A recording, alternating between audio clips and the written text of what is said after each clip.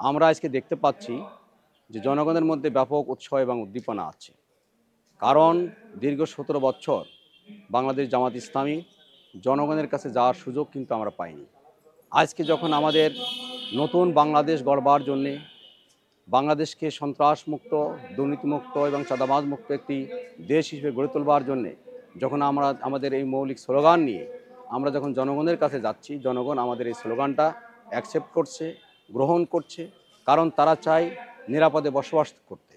তারা চায় চাঁদাবাজমুক্ত, সন্ত্রাসমুক্ত, দুর্নীতিমুক্ত একটি রাষ্ট্র, যেখানে তারা নিরাপদে ব্যবসা করতে পারবে, চাকরি করতে পারবে, পরিবার পরিজন নিয়ে বসবাস করতে পারবে। এ এলাকা যশোরের মধ্যে একটা অবহেলিত এলাকা। আজকেও বাগারপাড়ায় আমরা দেখতে পাচ্ছি সুন্দর একটা হাসপাতাল নাই, গ্রামগঞ্জের কমিউনিটি ক্লিনিকগুলো অবহেলিত অবস্থায় আছে। বাগারপাড়ায় জনগণের জনগণের মান উন্নয়নের জন্যে একটা কারিগরি শিক্ষা প্রতিষ্ঠানের অবশ্যই প্রয়োজন। যে কারিগরি শিক্ষা প্রতিষ্ঠান বাগারপাড়া, অভয়নগর কোনো জায়গাতে নাই। আমরা সব জায়গায় বলছি যে কারিগরি শিক্ষা প্রতিষ্ঠান যদি করা যায়, তাহলে গ্রামে যে সমস্ত বেকার যুবক আছে তাদেরকে সেখানে প্রশিক্ষণ দেওয়া যাবে, তাদেরকে আত্মকর্মসংস্থানের ব্যবস্থা করা সম্ভব হবে। সেখানে আমরা দেখতে পাচ্ছি যে গ্রামের যে কৃষকগুলো আছে, তারা যে কঠিন পরিশ্রমের মাধ্যমে সেখানে ফসল ফলায়, সে ধান, সবজি বা আদার্স যে সমস্ত উৎপাদিত দ্রব্য, প্রকৃত কষ্টার্জিত সম্পদের প্রকৃত মূল্য কিন্তু তারা পায় না।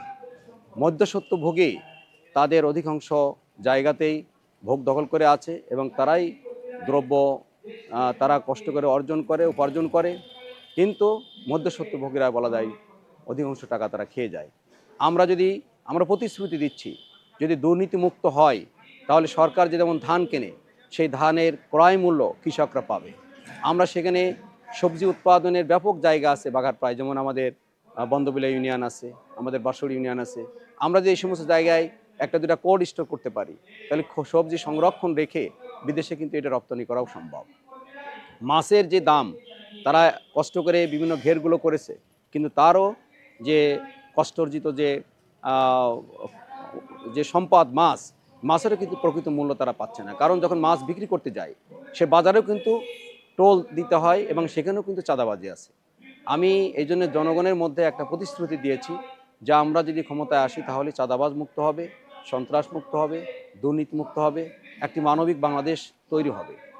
আমরা একথাও বলেছি যে বাংলাদেশের উন্নয়নের জন্যে বৈষম্য বিরোধী ছাত্র আন্দোলনের ছাত্ররা যেভাবে গোটা জাতিকে ঐক্যবদ্ধ করেছিল একটি ফ্যাসিবাদী শক্তির বিরুদ্ধে, আমরা জাতির সেই ঐক্যটা যদি আমরা অটুট রাখতে পারি, ঐক্যকে ধরে রাখতে পারি, তাহলে বাংলাদেশ সামনে উন্নয়নের রোডম্যাপে এগিয়ে যাবে। বাংলাদেশের এই জনগণের ঐক্যই হবে দেশের উন্নয়নের একটি বলা যায় গুরুত্বপূর্ণ বিষয়।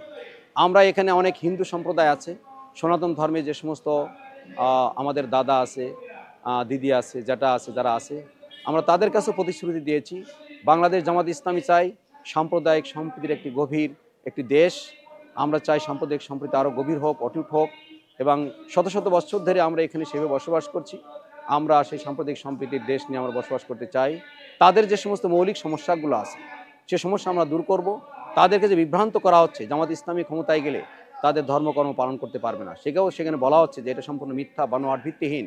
কারণ বিগত ১.৫ বছর ধরে আমরা এই এলাকার যে হিন্দু সম্প্রদায় তাদের পাশে কিন্তু আমরা ছিলাম, তাদের ধর্ম উৎসব পালন করার ক্ষেত্রে আমরা সহযোগিতা করেছি।